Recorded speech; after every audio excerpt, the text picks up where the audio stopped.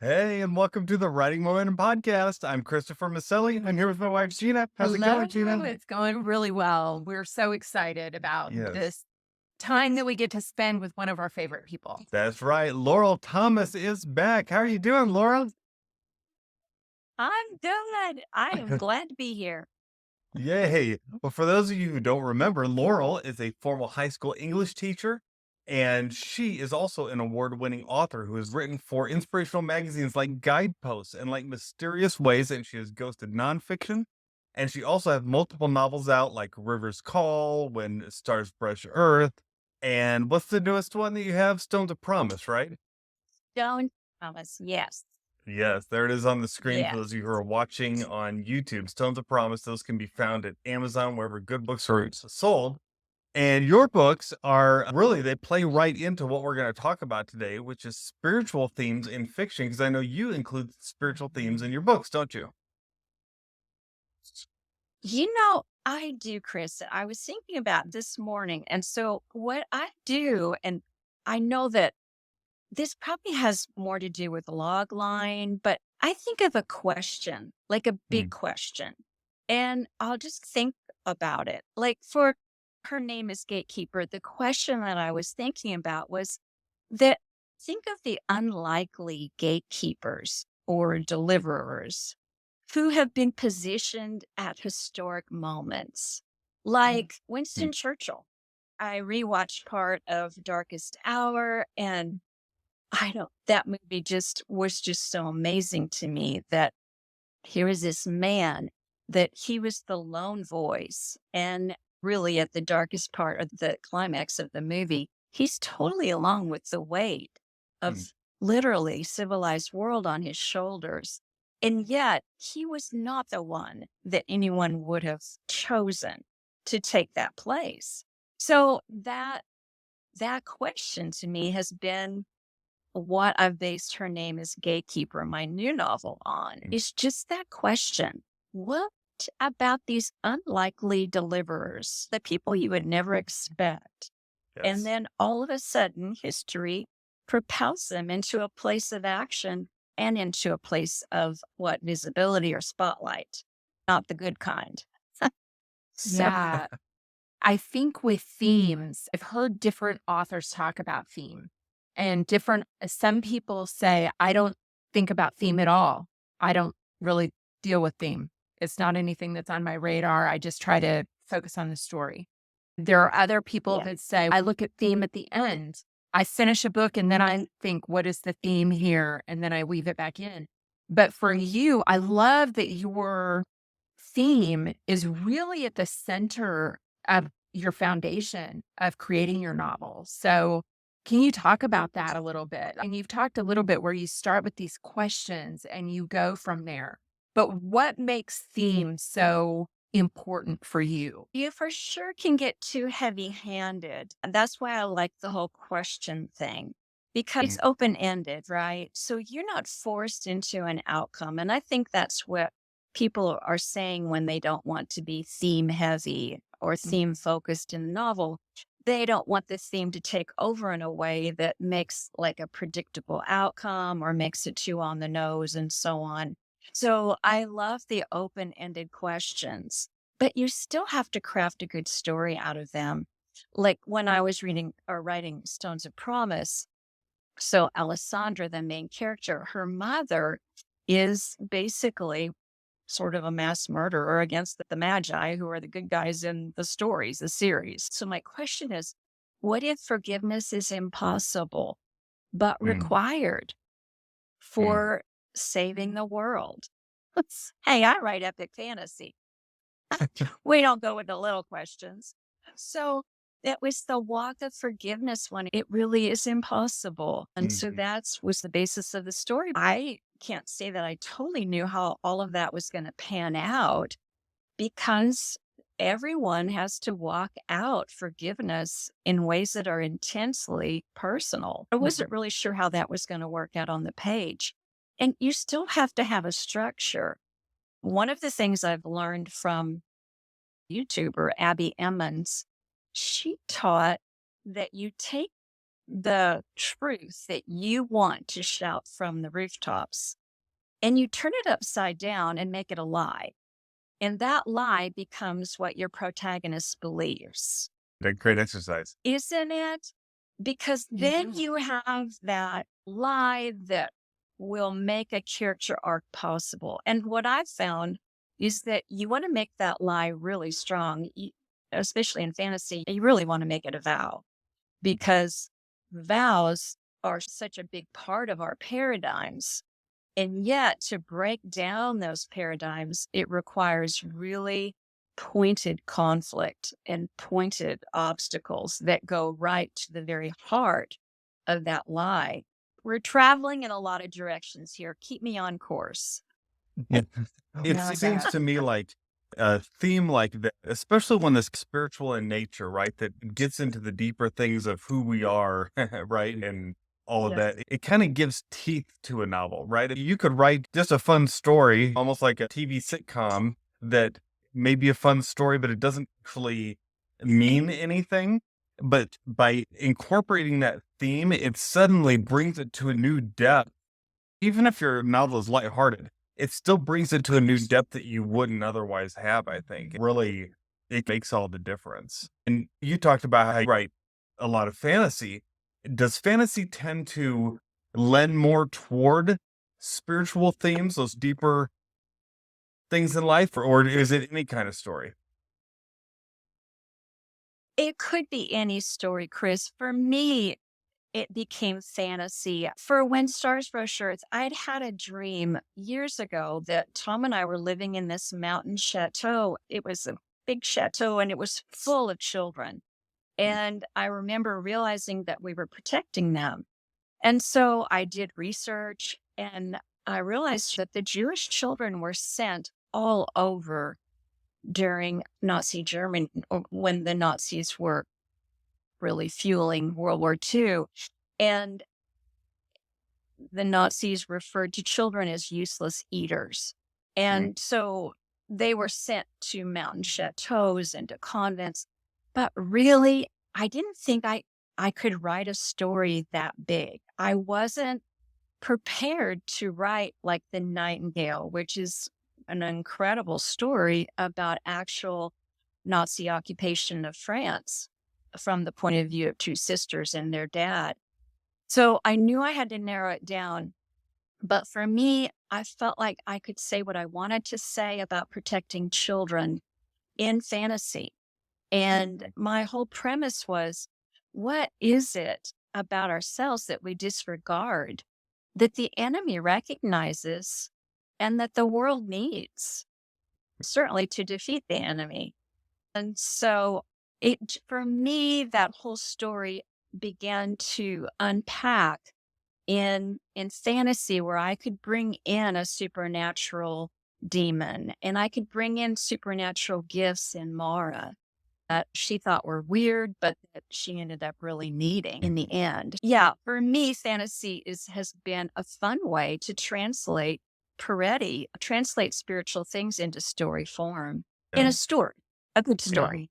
Yeah. And I would think it would lend to actually helping you create your story when you have that theme. 'Cause I've written books for kids before that I'm not exactly sure what the theme's going to be when I start brainstorming it. But then once I come upon that theme, it gives it a grounding that I know that, oh, okay, this is what the main character needs to overcome, which is what you were talking about in the beginning when you talked about how the protagonist now has, you want to have them believe the opposite so that they can overcome that. And it really helps you even plot your novel in a lot of ways and inform your characters. I think so. Mhm. Yeah, I was thinking when you were talking about the lie that your character believes, which I know you and I have been in a class before where we were working on that. What is the lie that that your character believes? But it's interesting that if that lie is tied to the theme, like what you're talking about, but that really helps put some meat on a character, doesn't it? It really helps flesh them out. They're not flat. There's reasons for why they do what they do and what they believe. Yeah. I'm imagining right now we have some people who are listening who are thinking, oh man, I've written half my book and I don't know what the theme is. Is it too late to incorporate a strong theme in their story, or how can they go about that Because I know you work with authors who Oh, come to you with stories who have been started, and I'm sure you have to talk about working a theme in. How do you work that in after you've already begun working on your manuscript? yeah, you can because I did that with Rivers Call. Often your first novel is your laboratory. Oh All my right. goodness. Everything I knew, I would add into Rivers Call, and then I go, "Oh my gosh, there's no theme, there's no lie there." Because basically with Rivers Call, I wrote it as scenes, and I made the scenes as sensory as I could from a young girl's point of view because I was the stepdaughter who came to Georgia for the first time in the summer times, and I remember the sensory parts of a new experience in the South in a way that was just it's never left me. And Nice. so I found that was valuable with Missy's point of view because young people tend to be more sensory about the way they see the world. And yet, I didn't know for sure how I was going to weave the character arc in. And I had to Mhm, do that. I had to add that in later. And mhm. I just inserted little bits of backstory about her mother. And then, of course, the full realization of losing her mother and how it affected her comes out in the climax. So I think you can add it in. Hey, it's your story, right? You and go back and weave in what you need to weave in. Renee Gutteridge, our dear friend, she said, writing a novel's being an artist. You paint the first picture. But then you don't have any details. You're going to weave in life into that oil painting or that portrait. You're going to add dimension. And I just had to get over the fact, Chris and Gina, that the story's creation might be very messy, but that was okay because if I just kept going forward, I would learn what made it a really great story. I will say, don't be a perfectionist about this. Look, if you have a good story, people read it and go, "Hey, is this a great story?" Boom, let it go. Mhm. You can write more novels, right? And I think it's important to, and this is a slightly different subject, but I think it's important to finish the book, right? I think sometimes we might hear things like this and think, oh, I didn't include that, so we want to go back and put it in, but we haven't finished the book. I think it's important to make sure you get that book done. Don't let things like this hold you up. But that said, if you're able to put in a spiritual theme into your book, you're probably going to find that it is so much deeper than what you originally thought it would be. It has so much more to it because now there's meaning. Now you're connecting with other people's hearts rather than just their heads. It's not just an enjoyable read, it's something that might grip them in a different way. I totally agree. I think that really it's the dividing line between a good story and a great story is that emotional impact. And I know Gina and I were learning that with one of our master classes that Robin Patchen did. You can say, you need emotional impact, but how does that happen exactly? And I remember with Missy, the main character in River's Call, her life and her heart began to speak things that I remember as a young person. And I remember that shift when I realized that the world was not a happy place, that there were times that it was a very painful place. But that didn't mean that life wasn't good or that life was over. That one definitely evolved. And I agree. Before you launch it, I would say be sure that you have that strong emotional element in your story because it doesn't have to be a complicated story to win the hearts of readers. That's good. And you've touched on a few things, but what are some things that writers need to watch out for when we're talking about adding these spiritual themes into fiction? That is so interesting, Gina, because I don't write for the Christian market. I have many friends who do, and I love that. And I love the Christian market. I just don't write for it. So my books have to be picked up by secular agencies. So there's not any scripture in them. And they're all principles that I don't know, unless she would know them. I don't know. Would anybody really know about the Magi other than the Magi who came bearing gifts Right. to Jesus? And yet, that the whole concept of Magi was that they were doing more research, they were actually counselors to kings. They were feared when they came on the scene because of the weight that they carried. And none of that comes with scripture, but it's all true. And of course, I love redemptive arcs. So basically, that's a positive character arc. But I think that a negative character arc can also be very authentic and certainly redemptive. I've never written one, but does that answer your question? I I think th- you can write stories without having so much of a Christian theme that's very plain, very what's the word I'm looking for? you said earlier on the nose. Do you find that sometimes authors Okay. get too preachy or too in your face with these spiritual themes to where they override just even the story themselves? Probably. Yeah. I don't know, Chris. I'm sure they could. Fiction that I read is pretty much across the board. Mm, And I thought Hunger Games, an incredible spiritual message that we were putting our children on the altar of entertainment and living a life that was like totally sensual and totally whatever. But our children were on an altar and they were ready to be sacrificed. And mhm. so to me, even though Suzanne Collins did not write that, The Hunger Games, as a spiritual novel, I heard a spiritual theme in that Yes. trilogy. Yes. Exactly. But I think that's what, as we're talking about spiritual themes, for those of us who are Christian, we recognize that there are these themes that are very near and dear to our hearts and to our faith. But for the person who is not a Christian, there are still those spiritual themes. The message of forgiveness is universal. The message of even hope in the midst of tragedy or horror is a universal message. When we use the word spiritual, we're obviously thinking about in light of our faith. But for the person who maybe holds a wider view or just a different view, some of those themes are still, they're just so core to humanity. Mm. They're core to humanity. But I do love when redemptive themes and redemptive messages are worked into fiction because that just gets me excited and I just love it. Me too.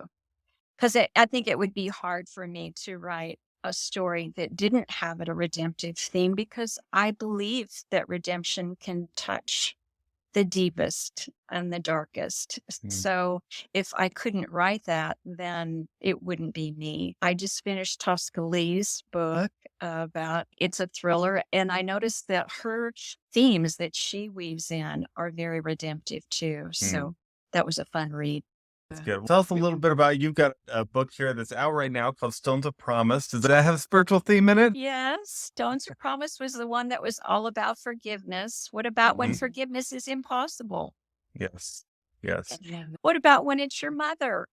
So it touched on so many deep levels. And so then putting it in that fantasy, that kind of epic fantasy, where if she doesn't forgive, her gift is not released in a way Mhm. that it needs to for her world to be saved. That's like a one liner, but it was a lot of fun to write. And Tom and I lived in the desert for, 4.5 years in Midland. And so there's a lot of the desert in Stones of Promise that I remember with clarity, not having been raised in the desert. Again, I remember the sensory things about the sky Mm. and what a dust storm looked like when it was approaching and things like that. So it was a lot of fun to write. That's good. Just drawing from what you know. I love that. Mhm. That's so good. I love that. And where can people find you? They can find your books on Amazon. Where Okay. do they find you? Yes, you can find me at www.writewithlaurel.com. I'm also active on Facebook. Laurel A. Thomas is my author page. Also, Write Your Heart Out is my business. So you can find Write Your Heart Out on just about everywhere, Facebook and Instagram. And we have a weekly, on Tuesdays at noon, a weekly community that meets called Writers Roundtable. And it's just a fun hour long community where we talk about a craft tip and then share how that affects our writing. So, I love that. I love it when we're writing together, we're building that community. And as we talked about before, not making it a solitary venture, but it's something that we do together. And so thank you so much yes, for being Yes. on the podcast this week, Laurel. Thank you, It's always Laurel. good to have you. thank you. Thank you. I've enjoyed it.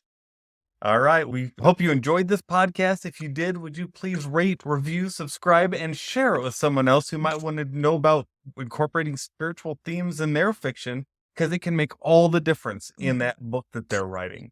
This is what we do. We get together with other writers because we know that alone it's hard to get our writing done, but writing can be something that we do together, because together, what, Gina? We have writing momentum.